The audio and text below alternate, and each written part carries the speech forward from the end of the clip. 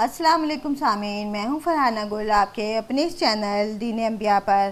آج ہم جانیں گے دائرہ ارقم کی وجہ تسمیہ اور بنیاد کا سبب۔ آپ صلی اللہ علیہ وآلہ وسلم نے جب وحی کے بعد دین تبلیغ کا سلسلہ شروع کیا تو قریش مکہ نے آپ کے خلاف محاذرائیاں شروع کر دیں۔ جب قریش نے دیکھا کہ محمد صلی اللہ علیہ وآلہ وسلم کو تبلیغ دین سے روکنے کی حکمت کارگر نہیں ہو رہی ہے تو ایک بار پھر انہوں نے غور و خوض کیا اور آپ صلی اللہ علیہ وآلہ وسلم کی دعوت کا کلا کما کرنے کے لیے مختلف طریقے اختیار کیے، جن کا خلاصہ یہ ہے: ہنسی، ٹھٹا، تحقیر، استہزاء اور تکذیب۔ اس کا مقصد یہ تھا کہ مسلمانوں کو بد دل کر کے ان کے حوصلے توڑ دیے جائیں۔ جب یہ بھی صورت کارگر ثابت نہ ہوئی تو انہوں نے سودے بازیاں شروع کر دیں، جن کے ذریعے مشرکین کی یہ کوشش تھی کہ اسلام اور جاہلیت دونوں بیچ راستے میں ایک دوسرے سے جا ملیں۔ قرآن پاک میں اسی سے متعلق ارشاد ہے، ترجمہ: وہ چاہتے ہیں کہ آپ ڈھیلے پڑ جائیں تو وہ بھی ڈھیلے پڑ جائیں۔ یہاں بھی بات نہ بنی تو مشرکین مکہ نے ظلم و جبر کا بازار گرم کر دیا۔ مشرکین نے سزا کی ایک شکل یہ بھی اختیار کی تھی کہ بعض صحابہ کو اونٹ اور گائے کی کچی کھال میں لپیٹ کر دھوپ میں ڈال دیتے تھے اور بعض کو لوہے کی زرہ پہنا کر جلتے ہوئے پتھر پر لٹا دیتے تھے۔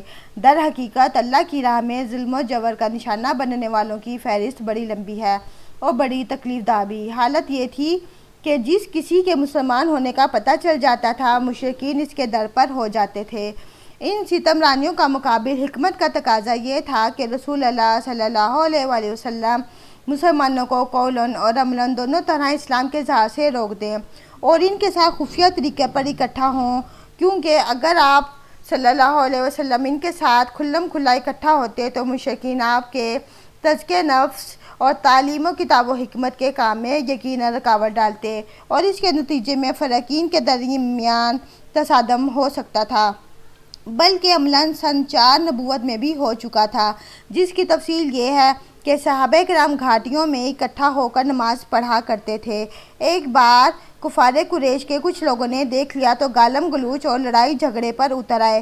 جواباً حضرت سعد بن ابی وقاص نے ایک شخص کو ایسی ضرب لگائی کہ اس کا خون بہہ پڑا اور یہ پہلا خون تھا جو اسلام میں بہایا گیا۔ یہ واضح ہی ہے اگر اس طرح کا ٹکراؤ بار بار ہوتا اور طول پکڑ جاتا تو مسلمانوں کے خاتمے کی نوبت آ سکتی تھی۔ لہٰذا حکمت کا تقاضا یہی تھا کہ وہ کام پس پردہ کیا جائے۔ چنانچہ عام صحابہ کرام اپنا اسلام، اپنی عبادات، اپنی تبلیغ اور اپنے باہمی اجتماعات سب کچھ پس پردہ کرتے تھے۔ البتہ رسول اللہ صلی اللہ علیہ وآلہ وسلم تبلیغ کا کام بھی مشرکین کے روبرو کھلم کھلا انجام دیتے تھے اور عبادات کا کام بھی۔ کوئی چیز آپ صلی اللہ علیہ وسلم کو اس سے روک نہیں سکتی تھی، تاہم آپ بھی مسلمانوں کے ساتھ خود ان کی مصلحت کے پیش نظر خفیہ طور سے جمع ہوتے تھے۔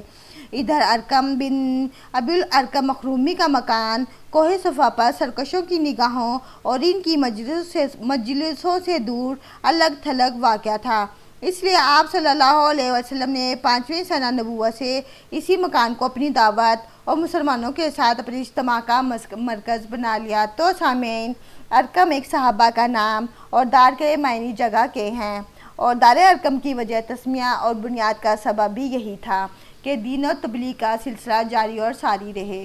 اگر آپ کو ہمارا یہ معلومات پسند آئی ہے تو ہمارے چینل کو سبسکرائب کریں، لائک کریں، شیئر کریں اور کمنٹ ضرور دیں تاکہ اسلامی دینی معلومات کا نوٹیفیکیشن سب سے پہلے آپ کو مل سکے۔ دعا میں یاد رکھیں۔ جزاک اللہ۔